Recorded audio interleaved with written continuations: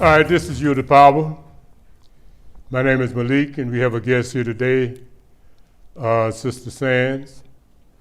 She got another name, but I don't want to mess it up, so I'm going to just say Sister Sands. What's happening is that today, instead of a speak on it, we are doing You the Power. Back in the day, we started with CAN TV with You the Power, and we wanted to do a retro piece. Now, Ms. Sands here is a person that has an interesting experience. And I sort of consider her like a goddaughter, because back in the day, there were some things that was happening in one of the suburban areas where we was operating a program, and she was one of the participants. And since then, she have gone and did a lot of things. So it's truly a privilege and an honor to be able to sit here and have her to just go down memory lane and bring us up to what she is now. Welcome to You the Power, sister. Thank you. Thank you so much for having me. Mm-hmm. It is truly a blessing to be here with you after 44 years. A minute. Yeah. It's been more than a minute. Yeah. So I just wanted to share my journey and let everyone know about the profound impact that you've had on not just my life, but the lives of many people in my community. I grew up in a small city called Chicago Heights, and it was like row houses and things like that. The teen lounge that you created, that environment for us was truly amazing. It is something that I carried with me in my heart for many years, and I'm sure as well as others. I was more appreciative of you doing that work because it has now shed some light on my own world. Mm-hmm. Because I see now what's happening in our communities. I see the young folks, we used to actually go out and do a lot of exercise. I mean, we raced, we jumped rope, we did all these things, and then we had this sacred place that you created for us called the Teen Lounge. And so we looked forward to being there, learning. We had a place to go and shoot pool. We had a place to go and party on the weekends, and it was wonderful and amazing. And I just want to give you your flowers for doing that work, because that's the work that is needed in our communities even today. Mm-hmm. So I did those things and left Chicago Heights, went to college, left college, moved to Los Angeles, and was in Los Angeles for 25 years. Mm. I worked I was Director of Development Operations for the American Red Cross. I ended up at California Institute of Technology. It took me many places, but I also was a professional choreographer and dancer. Oh, okay. I did 2 major tours with 2 major artists. Mm. And that was, a beautiful experience within itself, because it allowed me the opportunity to travel the world and to see many things. Mm-hmm. And when you're able to travel like that to different countries, you learn a lot. You learn a lot about yourself. You learn a lot about your communities. You learn a lot about the world.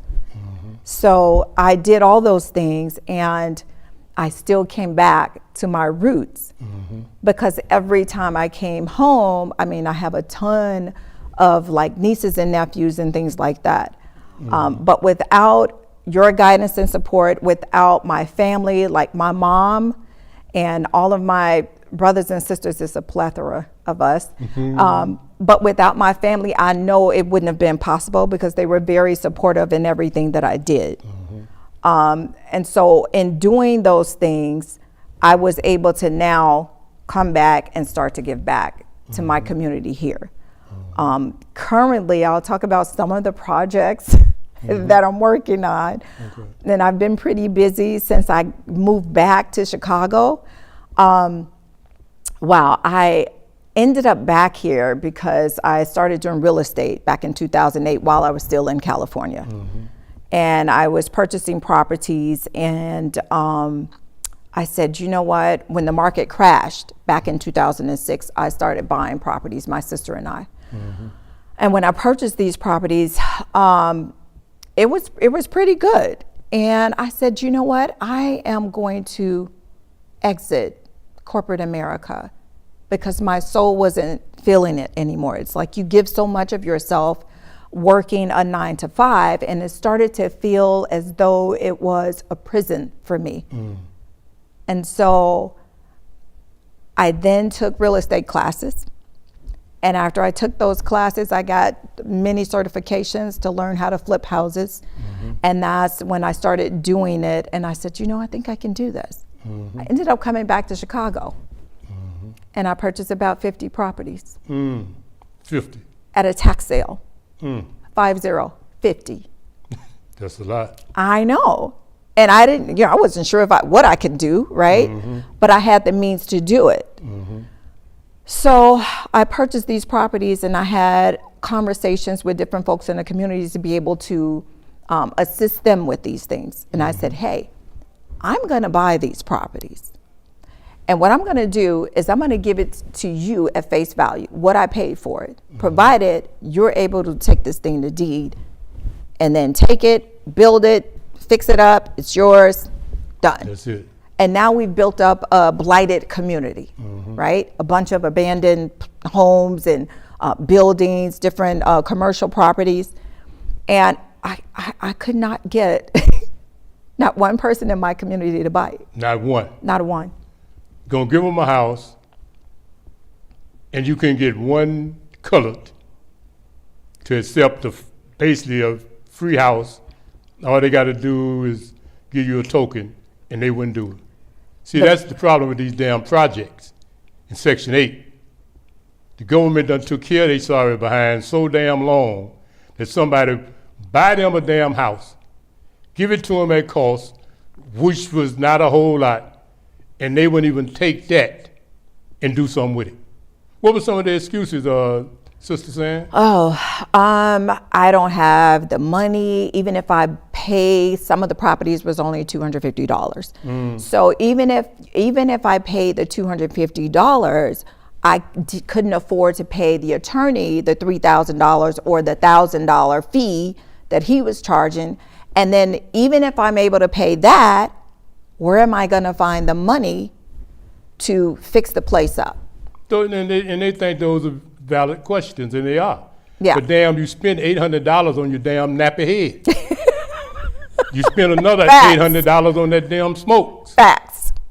And then them damn car wipers you got around your eyes, that's another $125. Oh, let's not talk about the rims. That's spending. That's true.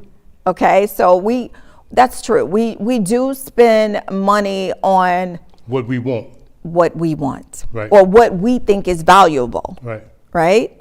When every dollar counts, if you're saving just $200 a month, that's like a major savings. Right. And a lot of people, I get it, they may not have the funds to do that. But we have to first change our mindset. Right. So even with me, right? You were one of the people instrumental in me changing my mindset. If this man can own this whole teen lounge and provide a facility like this for young folk, I can do it too, right? It starts somewhere. Right. That seed has to be planted. Once that seed is planted in your mind, my mindset from day one was, I can win. I can do this. I can make it happen. Watch me, right? And when someone would tell me what I can't do, I did it times 10, like extremely well. Yeah. So that was one of the things. I showed up at the scavenger sale here in Chicago, where the minimum bid was $250 for a piece of property, land, house, whatever. The house I'm currently in, $250 is what I paid for it. That's what you paid for your house? I won the bid at $250. When you finish paying the taxes and all that, it's about $440. And then you have to have the funds to fix it up. It may have cost me about $25,000. And you got a house. A whole house with a huge backyard. See that? Attached garage. 3 bedrooms. It's amazing. 2 baths. It is, I get it that I knew how to do it because I Right. took a few classes here and there. But when people say money, yeah, I had already invested in a few properties, my sister and I. And so it was pretty easy for me because the home that I bought in California, I was probably there 2 years before I purchased. I bought that thing for $150,000. I sold it for $640,000. Damn. that's pretty decent upgrade, huh? So a home truly can be a real investment Right. if you just try. Yeah. I mean, I didn't know what I was doing when I first bought it. Right. It was in Inglewood, California, right? And by the time, right now, you can't buy anything in Inglewood. It's unaffordable. It's being gentrified, like most of the places that we live in, right? Right. So at the end of the day, I try to encourage my family. I try to encourage, the community. And so now it's like I'm offering the knowledge and wisdom that I have gained over a multitude of years to be able to assist my community. I assist my community with teaching dance classes because I'm a professional dancer and choreographer. I teach the community whatever it is that they need, right? So now I am currently working on a program for Park Forest, the village of Park Forest. I am, we're ironing out all the details, but we are going to do a program there where it's line dancing. And at the same time, there's gonna be a collaboration across multiple parks and recreations where I'm gonna bring them all together for this particular event where everyone is actually just walking, simply walking is keeping you fit. But doing these types of things like line dancing and things like that, there's some folks that's sitting at home right now that are bored, lonely, tired, stressed. Simple little things like this that they can do in their own communities is major. Yeah, it's true. Is major. So I started a walking program where I have a bunch of folks between the ages of 25 all the way up to, let me see, the oldest is about 65, maybe 70, 65 or 70. I walk with them. They all went to their doctors, got a clean bill of health. Now, when they first started, they were walking really slow. They had aches and pains and things. Well, I went to India a couple of years ago, and I brought back a bunch of herbs and things like that, healing herbs and turmeric, stuff like that. And now I take all of these things, I create smoothies for them. They love the smoothies because as long as you make it tasty, they're okay. Right. And they've been walking with me every summer. Every single one of them lost a ton of weight. They had high blood pressure, diabetes, you name it, all kind of aches and pains. By the time we were done walking, I think we only walked like 3 months. They went to the doctor. They came back like, my pressure has been normal. This is like crazy, right? And my blood pressure has been normal. I've never hit these type of numbers. See that? So for me, it's so satisfying to be able to help someone. Right. Ask me how much I charge them. How much? Not a dime. You just do it because I want to heal people. I want to help people. So it's always been in me. I just haven't had the opportunity until now. And so that's what I said. When I came back here, I came back because, my mom got sick. And when I ended up coming back, I'm like, what am I going to do? I sold my house. Now what am I going to do, right? And this thing came up. And I said, you know what you're going to do. do And you, I just started, do me. Yeah. And I started helping here and there, and now I'm at one facility, and now this other facility is like, can you come help us? Mm-hmm. So it's things like that that is self-gratifying, and if I can help someone, that's what I'm going to do. Well, I commend you, because I don't know if there's many people that will go buy 50 houses and especially give them to a bunch of people that are challenged, because resources are not as plentiful for some as others. But like you say, you was able to take $25,000 to $30,000 and make you something that turned out to be livable, and it's probably paid for. And they will sit there. Well, a lot of them, if they working, they'll pay $1,200 a month rent, get on Section 8 or CHA or whatever the hell they call it now, and have 5 or 6 of them special need kids, get $900 a head for them, but they can't figure out how to manage that money and pay for a house and be free. Yes. And then they mad at Trump because he said, I'm gonna give you your behind 2 years, and then you got to get out there and get it. But here you come, a Negro, well, y'all call yourselves black, a black person to your own neighborhood, and all of them, not one, not even one that was doing good enough, would take the chance. Yeah. That's a disgrace. And then a Negro want to say, well, Trump talking about Project 2025, and they going to do this to us. Well, if a black person come buy up property, try to give you a damn house for probably less than $1,000, and you don't even have enough sense to figure out how to give it some family members, and y'all take that spot and do like them damn immigrants, then you really ain't got nobody to blame but yourself. And I'm glad you shared that, because my thing is, as a slave, you was just another animal. You laid in the barn and you laid in some hay, and then you became a sharecropper, and master, stole all of your money because he charged you for everything he had you doing on the farm, so you never broke even. But now you're free. And somebody said, look, I'm gonna give you a start. I'm gonna give you a hand. And they said, oh, well, what about this? What about that? What the hell you mean, what about this? What about that? The trick is to get the crib, now figure out a way to fix the crib. Yep. But they can't even figure that out. Yeah. So you end up doing what? Selling the property to them damn other folk? I did. I bet you did. You had to get your money back.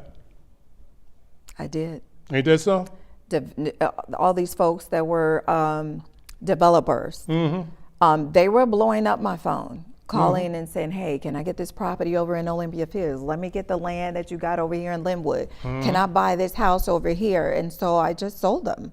Yeah. I would I purchased them all in the south suburbs where my people are. Right. So it was some really good, decent land in really nice neighborhoods that I was trying to get them to actually come on board with, but it didn't happen. It just didn't happen. And I told a ton of folks about it. It's just people, again, I had to learn, even with a walking crew that I have, we all have issues, right? We all have different, life be lifing, right? So we all have different things that come about. You may have a death in a family, you may lose a spouse. All these things occur. That's a part of life, right?